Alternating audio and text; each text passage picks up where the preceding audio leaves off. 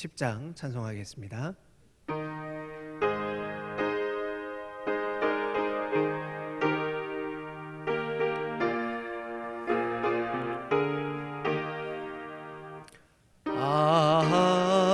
하나님의 은혜로 있을 데 없는 자 왜 구속하여 주는지 난 알 수 없도다. 내가 믿고 또 의지함은 내 모든 형편 아시는 주님 늘 보호해 주실 것을 나는 확실히 아네. 왜 내게 굳센 믿음과 또 복음 주셔서 내 마음이 항상 편한지 난 알 수 없도다. 내가 믿고 또 의지함은 내 모든 형편 아시는 주님 늘 보호해 주실 것을 나는 확실히 아네. 왜 내게 성령 주셔서 내 마음 감동해 주 예수 믿게 하는지 난 알 수 없도다. 내가 믿고 또 의지함은 내 모든 형편 아시는 주님 늘 보호해 주실 것을 나는 확실히 아네. 주 언제 강림하실지 혹 밤에 혹 낮에 또 주님 만날 그것도 난 알 수 없도다. 내가 믿고 또 의지함은 내 모든 형편 아시는 주님 늘 보호해 주실 것을 나는 확실히 아네. 아멘. 312장 찬송합니다. 312장입니다.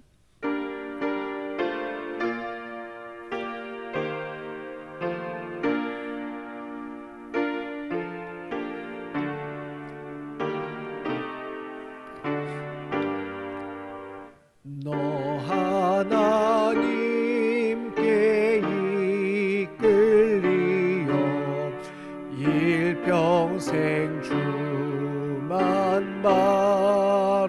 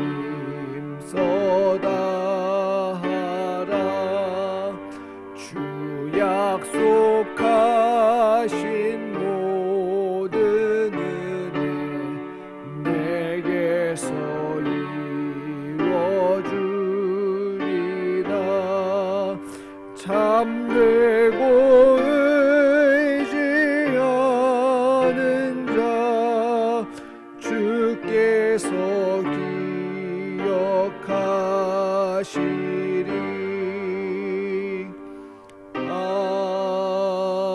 아멘. 오늘 함께 보실 말씀은 신명기 22장 말씀입니다. 신명기 22장 저와 한 절씩 교독하고 마지막 절 함께 읽겠습니다. 내 형제의 소나 양이 길을 잃은 것을 보거든 못 본 채 하지 말고 너는 반드시 그것들을 끌어다가 내 형제에게 돌릴 것이요.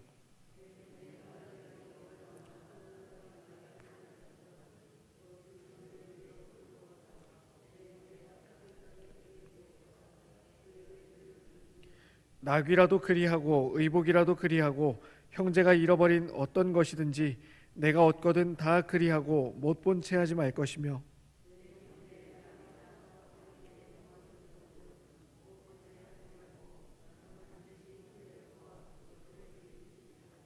여자는 남자의 의복을 입지 말 것이며 남자는 여자의 의복을 입지 말 것이라. 이같이 하는 자는 내 하나님 여호와께 가증한 자이리라.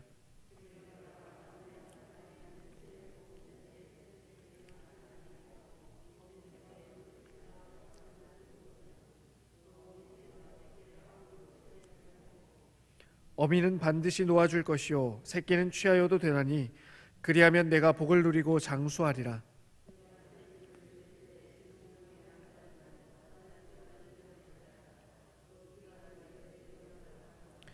내 포도원에 두 종자를 섞어 뿌리지 말라. 그리하면 내가 뿌린 씨의 열매와 포도원의 소산을 다 빼앗길까 하노라. 양털과 배실로 섞어 짠 것을 입지 말지니라. 누구든지 아내를 맞이하여 그에게 들어간 후에 그를 미워하여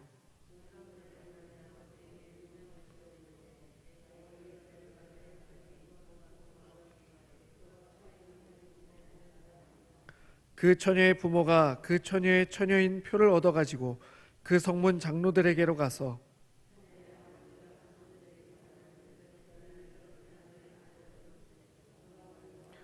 비방거리를 만들어 말하기를 내가 내 딸에게서 처녀임을 보지 못하였노라 하나 보라 내 딸의 처녀인 표적이 이것이라 하고 그 부모가 그 자리옷을 그 성읍 장로들 앞에 펼 것이요.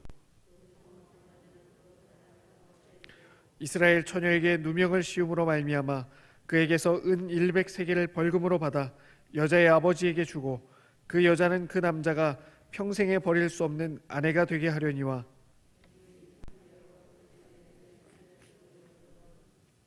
그 처녀를 그의 아버지 집 문에서 끌어내고 그 성읍 사람들이 그를 돌려 쳐 죽일지니 이는 그가 그의 아버지 집에서 창기의 행동을 하여 이스라엘 중에서 악을 행하였습니다. 너는 이와 같이 하여 너희 가운데서 악을 제할지니라.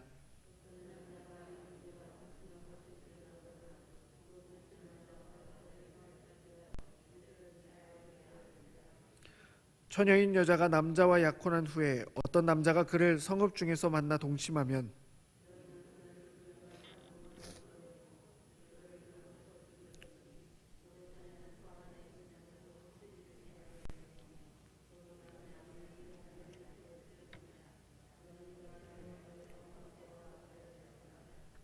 만일 남자가 어떤 약혼한 처녀를 들에서 만나서 강간하였으면 그 강간한 남자만 죽일 것이요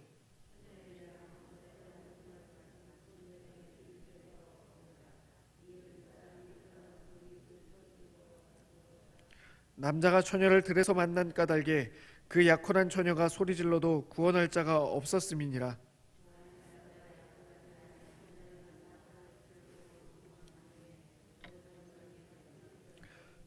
그 동침한 남자는 그 처녀의 아버지에게 은 50세겔을 주고 그 처녀를 아내로 삼을 것이라.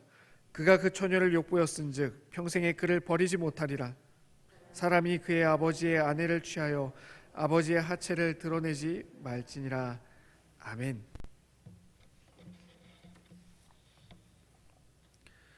장동건 씨가 오래전에 찍어서 화제가 됐던 한 커피 광고에 카피라이트가 있습니다. 바로 사랑한다면 카페라테처럼 이라는 문구입니다. 신명기는 그 자체가 모세의 시리즈 설교라고 할 수 있습니다. 그리고 설교의 주제는 앞선 광고의 문구를 따본다면요, 사랑한다면 말씀의 순종이라고 해볼 수 있겠습니다. 하나님을 사랑한다면 하나님 말씀에 순종해야 합니다. 그러면 하나님의 말씀은 어떤 것들이 있을까요? 모세는 이것을 신명기 각 장마다 아주 상세하게 기록해 놓았습니다. 그중 오늘 함께 읽은 신명기 22장과 내일 살펴볼 23장은 거룩과 순결, 다른 말로 너희 중에 악을 제거하라 라는 제목을 가지고 있는 모세의 설교입니다. 성도님들은 악을 제거하라 라고 하면 어떤 것들이 떠오르시나요? 살인, 도둑질, 사기 등과 같은 범죄들도 있고, 시기, 질투, 원망, 분노, 탐욕과 같은 마음의 상태들도 있습니다. 그런가 하면 하나님을 떠나 내가 주인됨, 돈, 권력, 성공, 인기와 같은 우상들을 주인으로 삼음과 같은 죄도 떠오릅니다. 그래서 만약 누군가 악을 제거하라 라는 제목을 가지고 설교를 한다면요, 아마 그 내용이 너무 많아서 1년 내내 설교를 해도 부족할 것입니다. 그런데 신명기 22장도 크게 다르지 않습니다. 악을 제거하라는 주제로 묻긴 했지만 정말 다양한 내용을 다루고 있기 때문입니다. 그 내용을 간단하게 제가 한번 정리해 보았습니다. 잘 들어보시기 바랍니다. 형제나 이웃의 가축에 대한 무관심을 제거하라. 여자는 남자의 옷을 입지 말고 남자는 여자의 옷을 입지 말라. 어미새와 새끼를 둘 다 잡지 말라. 집의 지붕에 난간을 만들라. 혼합하지 말라. 겉옷 내 귀퉁이에 술을 달아라. 결혼하거나 약혼한 사람과 동침하지 말라와 같은 것들로 정리를 해볼 수 있겠습니다. 앞서 말씀드린 것처럼 지금 이 시간에 이 여러 가지 항목을 다 다루는 것은 불가능합니다. 그런데 내용을 살펴보다 보니 악을 제거하라라고 했을 때 좀 특이하게 느껴지는 부분이 있습니다. 아마 악을 제거하라고 했을 때 우리가 기대하지 않았던 내용이기 때문에 그럴 것 같습니다. 1절부터 4절의 말씀인데요, 제가 1절만 한번 읽어보겠습니다. 내 형제의 소나 양이 길 잃은 것을 보거든 못 본 채 하지 말고 너는 반드시 그것들을 끌어다가 내 형제에게 돌릴 것이요. 지금 거룩과 순결을 위해서 악을 제거하고 있는데 느닷없이 형제의 잃은 양을 찾아주라 라고 말합니다. 본문을 보다 보니까 제 마음이 여기에 툭 하고 걸렸습니다. 대체 형제의 잃은 양을 찾아주는 것이 악을 제거하는 것과 무슨 상관이 있을까요? 또 더 나아가 형제의 잃은 양을 찾아주는 것이 신명기 큰 주제인 하나님을 사랑하는 것과 무슨 상관이 있을까요? 이 질문을 가지고 오늘 본문을 말씀을 좀 더 살펴보겠습니다. 1절부터 4절은요, 기르는 이웃의 소나 양을 그 이웃에게 돌려주라고 합니다. 혹시 가축의 주인이 누구인지 모를 경우에, 그리고 너무 먼 곳에 사는 사람일 경우에는 집에 그것을 보관하다가 주인이 오면 다시 돌려주라고 합니다. 또 가축이 넘어지면 이웃을 도와 그 쓰러진 가축을 일으켜 주라고 얘기합니다. 특히 3절을 보면요, 잃어버린 어떤 것이든지 못 본 채 하지 말라고 합니다. 더군다나 1절부터 4절에는요, 반드시라는 말을 2번이나 반복해서 사용해서 강조되고 있습니다. 다시 말해 이웃의 필요를 보았다면 그것이 무엇이든지 채우라고 말합니다. 이것을 악을 제거하라는 말로 바꿔본다면 이웃의 필요에 대한 무관심을 제거하라고 할 수 있을 것입니다. 그리고 이웃에 대한 무관심은 악한 것이다 라고도 바꿔 말할 수 있을 것입니다. 흔히들 사랑의 반대는 미움이 아니라고 하지요. 사랑의 반대는 무관심이라고 합니다. 따라서 아무런 관심도 받지 못한다는 것은 사랑받지 못한다는 증거이기도 하지요. 반면 하나님은 사랑이십니다. 이것은 하나님은 관심이 있다는 말이기도 합니다. 예쁘든 밉든 좋든 싫든 하나님은 이 세상과 사람들에게 관심이 있습니다. 그것도 아주 많이 있으십니다. 왜 그럴까요? 그것은 사람은 하나님의 형상이기 때문입니다. 창세기는 하나님의 형상을 따라 사람을 창조했다고 말씀합니다. 요한은 사람은 하나님을 비추는 거울이라고 말합니다. 아마 많은 분들이요, 거울에 관심이 있으실 것입니다. 거울에 먼지가 쌓이면 닦아내고 깨지거나 망가지면 잘 보이는 것으로 바꾸게 됩니다. 왜 그렇습니까? 그 거울에 내가 비치기 때문입니다. 우리도 마찬가지입니다. 하나님의 형상인 우리에게 하나님은 늘 관심이 있으십니다.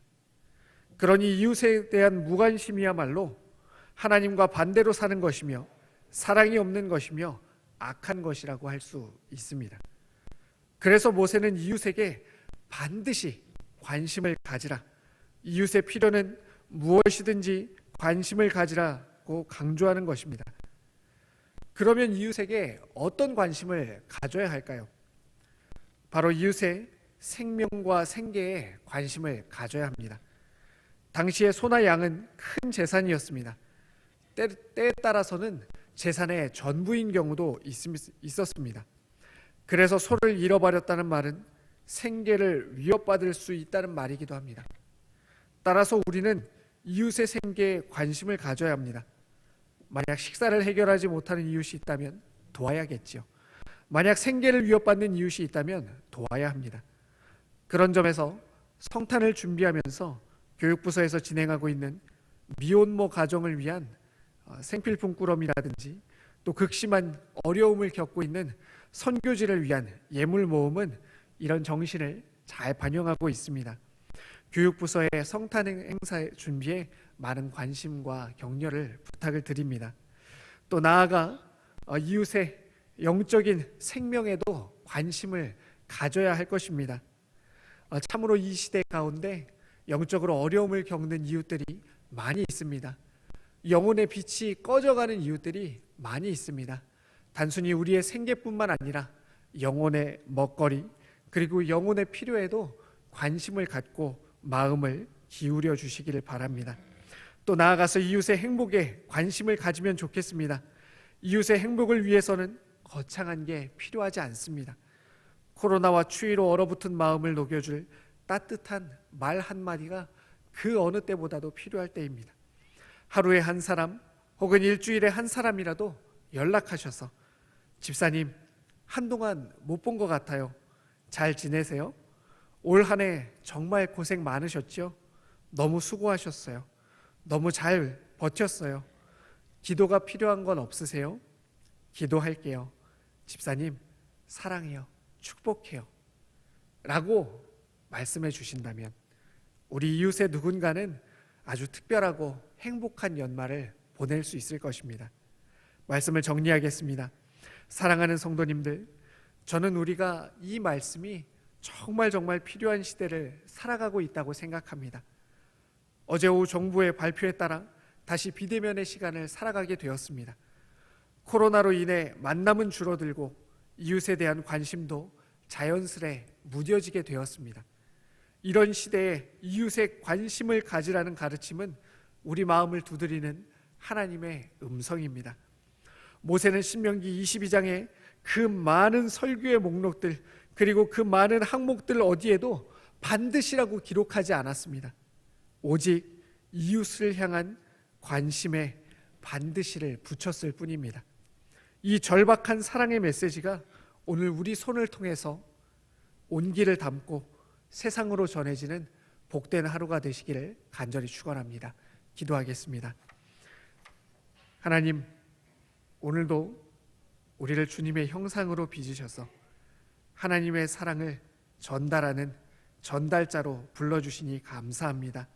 하나님, 오늘도 우리의 삶을 통해서 또 우리의 손과 입술을 통해서 하나님의 사랑이 그리고 주의 복음이 이 땅 가운데 전해지는 복된 하루가 되게 해주시옵소서. 이것을 위해서 우리를 사용하여 주시고 마음껏 이웃의 필요와 또 생명을 보호하고 지킬 수 있도록 우리의 필요도 채워 주시옵소서. 예수님의 이름으로 기도합니다.